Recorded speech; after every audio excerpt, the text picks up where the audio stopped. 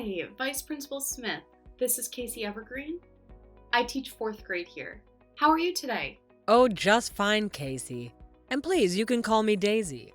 I like to have more of an informal rapport with my teachers. Oh, great, thanks. I appreciate that. My last school was a very strict environment. Well, here at Bridgestone Academy, we believe in fostering a spirit of independence in our students. You can't punish a child for showing their individuality. Making children ashamed just causes instability later in life. Of course, yeah, I totally agree. That's how I try to teach my class. I want an open, caring environment. And it's hard these days, isn't it? With so much negativity in the world, it affects the children as much as anyone. I know what you mean. Some of my kids, well, I really worry about them. And I don't have the time to give them each the individual care that they require. Or at least, I don't feel like I do. You're young. I was a young teacher once. You're always second-guessing yourself, wondering if you're screwing everything up. I white-knuckled my way through the first 3 years, believe me. But you'll settle in. Believe me. And if there's anything we could do to help you, please don't hesitate to ask. Yeah, it's just that some of these kids, I don't know if it was because of the pandemic or what, but they're just mean. Mean? Really? How so? Like bullying? Acting out? Yeah, there's definitely been some of that lately. All of that. Well, who are these students? Is it a particular group of them? Well, by some of these kids, I just mean one. Billy Arnold. Oh God, no, not Billy again. Oh, he's been a problem before? You mean to teachers before me? Many, many times, and many teachers. All of them, I would say. All of them? 3rd, 2nd, 1st, kindergarten. I didn't know him in preschool, but I can't imagine him being any better behaved there. Wow, I had no idea. I thought it was just me or something. No, it's not just you, believe me. So what's the little terror doing this time? Releasing ants into the classroom? Throwing firecrackers down to the toilet? No, nothing that bad. Nothing that bad yet. I assure you it's only a matter of time. Lord have mercy on his high school teachers. Well, he seems to be bullying the girls a lot more recently. That and a boy with a stutter. Louis Sterling? Yes, that's him. Oh, geez. And he's such a sweet kid, too. Damn it, Billy. I'm kind of at the end of my rope with him. He simply does not listen to a word I say. What else can we do? I mean, it's time to talk to the parents. I'm not sure that's a good idea, Casey. Why not? What do you mean? Well, maybe you aren't aware of who Billy's parents are. No, I guess I'm not. Who are they? Well, his father, Devin, owns half a dozen car dealerships and a fast food franchise. Did you say Devin? And Bella is old money. Her great-great-grandfather invented a better pencil sharpener or something. Oh, well, must be nice. It is nice. They have an underground saltwater pool and a beach house in the Keys. That's all very impressive. But what does this have to do with solving the problem of their little monster of a son? Well, the thing is, I realize how unprofessional and detrimental to our students. What I'm saying about this is... But Yes, Daisy, I do not like the sound of where this is going. I don't want you to do anything about Billy. What? Why not? What am I supposed to do? You're just gonna have to grin and bear it. But what about the other kids? I'm just supposed to let them be mocked and humiliated by him? Take him aside, correct him, minor things. But we can't become too involved in disciplining little Billy. But why not? I'm his teacher. You're his vice principal. It's the parents, you see. Their money. They are by far our largest benefactors and have been over the years. Oh, great. That's just great. I guess money talks, huh? Maybe that should be something we should teach. Well, perhaps it should. And believe me, I wish it weren't so. But I've seen what can happen when the Arnolds are offended by a teacher's actions. Something happens? Like what? What happens? Our percentage of funding is cut by double digits for the fiscal year. That gym, it took forever to build. That was because Bella disagreed with how Billy's 2nd grade teacher handled him. So, they're basically holding us hostage, right? Discipline our spoiled, rotten child and we'll discipline you right back? Essentially, yes. That does seem to be their pattern. Well, that's wonderful. What am I supposed to do about those girls and Louie? Poor little Louis, I don't know. I don't know how much longer any of us can take. I mean, he's bullying me too. He is bullying his teacher? How so? Last week, he told the entire class that I was pregnant. And when I told him I wasn't, he said I must just be getting fat then. He did not. I regret saying it. Look, just do what you can for the time being. I'll see what I can do from my end, okay? Okay, if you say so. I was never prepared for something like this, Daisy. No one can be prepared for Billy Arnold.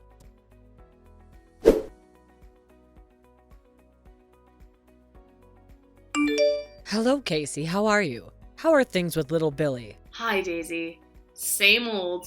Yesterday, he tried to flush my phone down the toilet. Thankfully, I caught him just in time. Oh, dear. And the day before, he threw another student's entire lunch out the window. Oh, my. And today, he walked over to the fish tank in the middle of my lesson, yanked out Mr. Smuckers, and swallowed him. Mr. Smuckers? The class goldfish.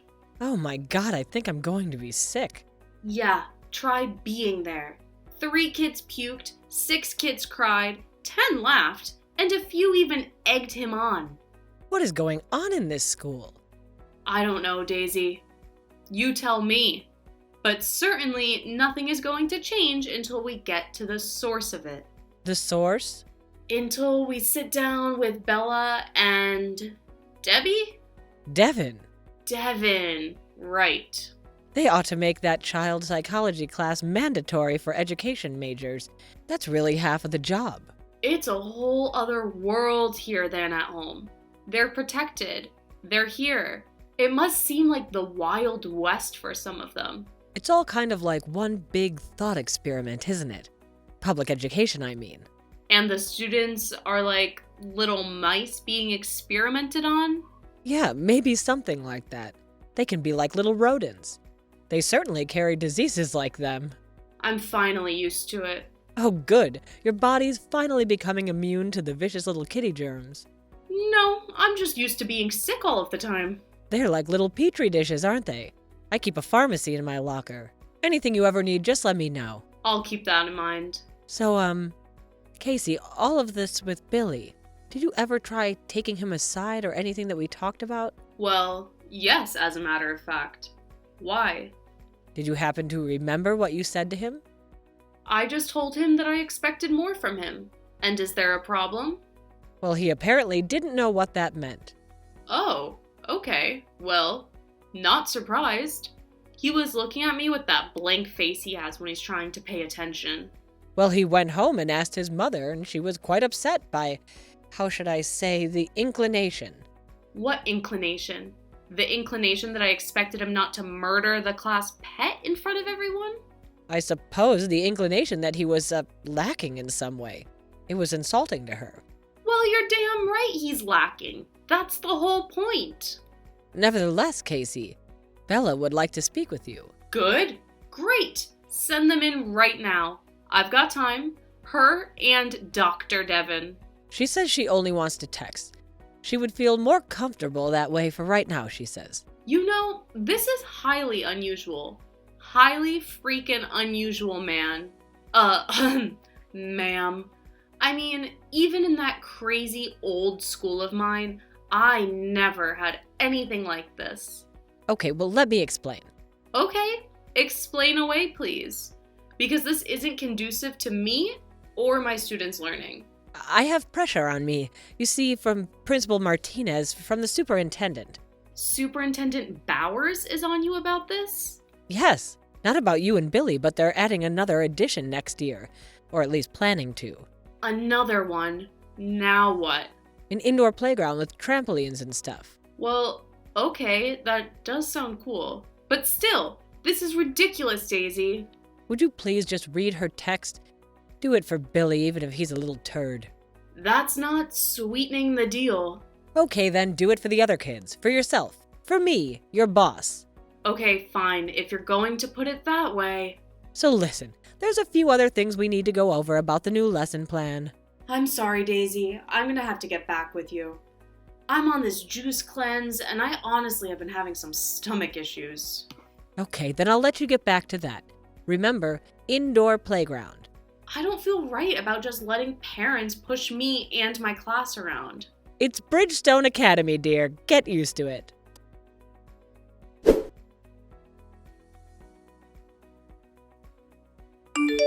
Hello, is this Casey, my son's teacher with a problem?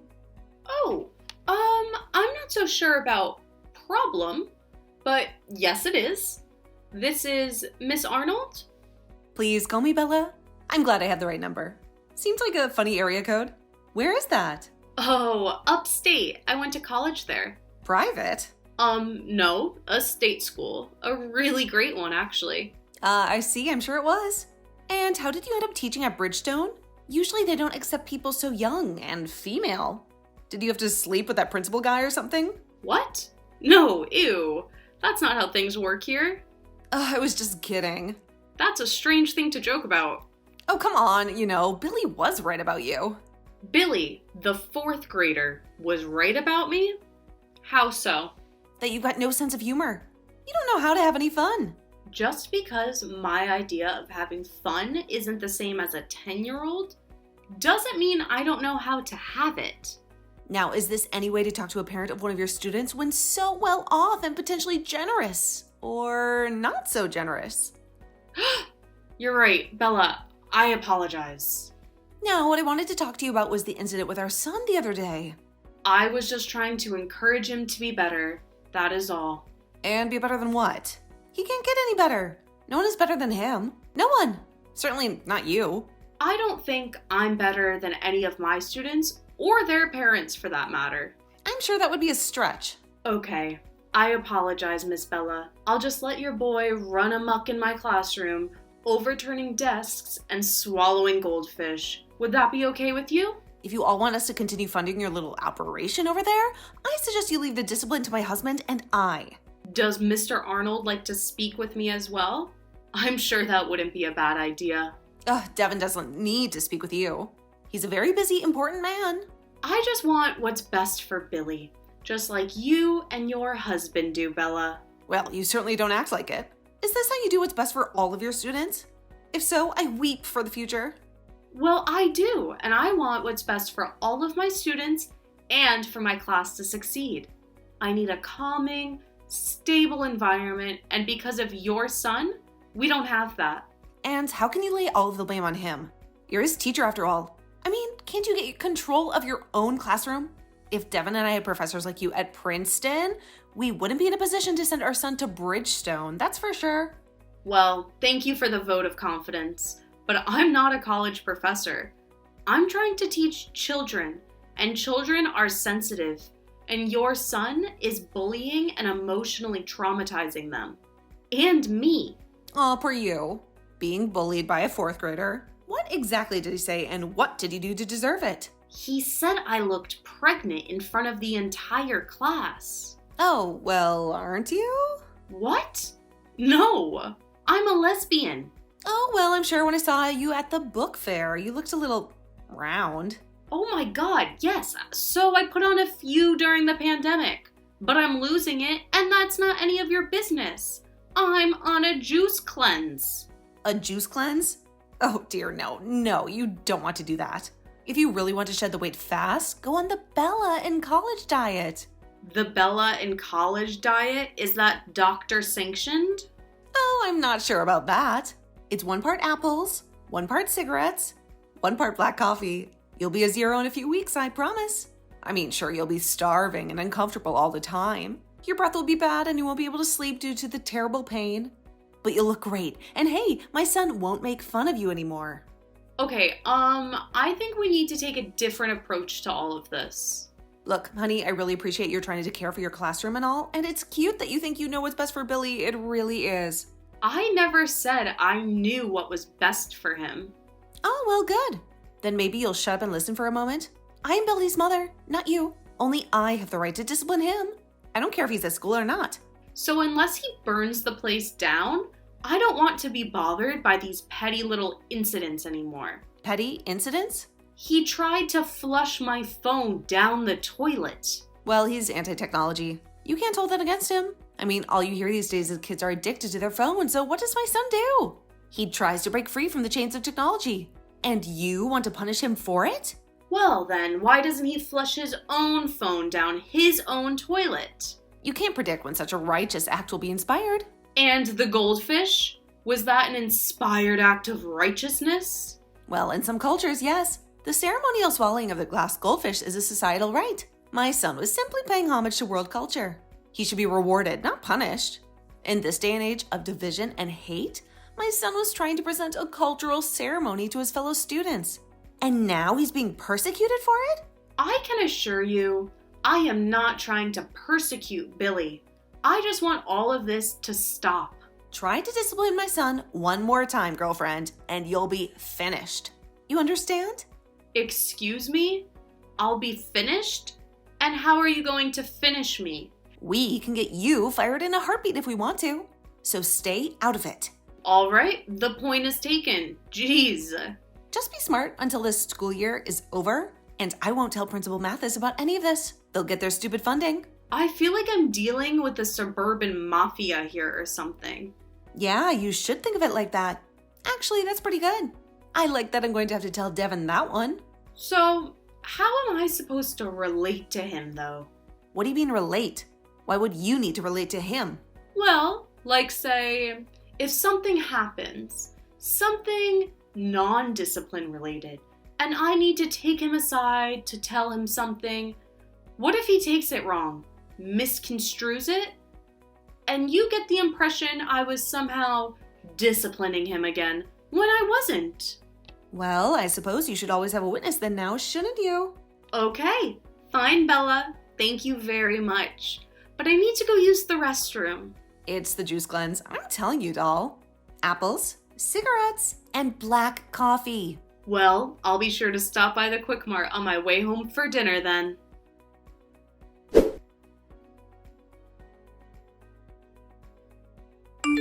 Hello, Casey. How are things going this week? Oh, fine, Daisy. What about you? Oh, well, holding down the fort. A lot of stuff going on with the break coming and all. Sure, of course. I've been pretty swamped myself, but we're getting through it. So, has everything going okay with the little tumor? The little terror? Oh, yes. Right. Terror. Either certainly applies. I haven't heard from his mother recently. Well, I have. But not about you, at least, which is rather unusual. In fact, I'm beginning to worry if she's all right. Well, I can tell you right now, she isn't all right, and she never will be. Well, you do have a point, but his behavior has improved since your last talk with Bella? Well, I'm not certain it was our talk that did it. Yes, the principal did mention something about the incident while he was sitting in your classroom observing last week. Yeah, I think that's possibly what helped change his behavior a little. Maybe humbled him? Can you tell me what happened? Well, I too know how unprofessional this sounds. Yes? It's almost like maybe we can trade our unprofessional moments, call it a draw and move on. Go ahead. It was a surprise observation. Like you said, I was giving my lesson and I'd sat my troublemakers up front that day. And Principal Martinez was sitting in the back? Yep, with his little notepad and pencil.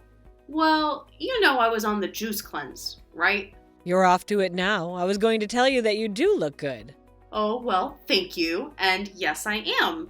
And that day, for lunch, I had my first real solid food in a week. What did you have? A nice big tuna fish sandwich. Oh, dear. So, about half an hour later is when my lesson is being observed, and I feel a sudden shift in my belly. A shift? A grumble. A big grumble. Oh, no. And no one heard it, but you know who. Billy Arnold. Look down, and there he is, closest to me. Black beady eyes and Cheshire grin. Just like his mother. And then ever so silently, I let it out. Oh, And by stank, I mean stunk. so what did he do? I beat him to it. I asked him if Billy had an accident and that if he did, it was nothing to be ashamed of, and he can go to the bathroom and clean himself up. You didn't.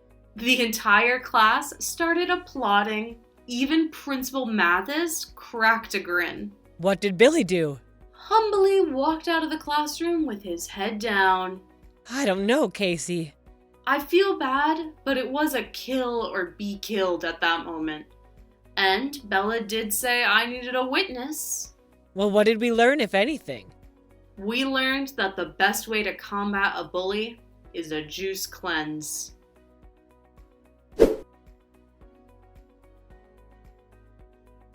Billy never told his parents about Casey blaming him for her mid-lesson fart, thinking it would be a stretch for them to even believe. They wondered why he seemed so much better behaved at school and at home, and why his love of flatulence seemed to suddenly dissipate overnight. After Casey finished the year out at Bridgestone, she resigned her position and took a job at a local inner-city school where she won Teacher of the Year her first 3 years in a row. No goldfish were harmed during the making of this story.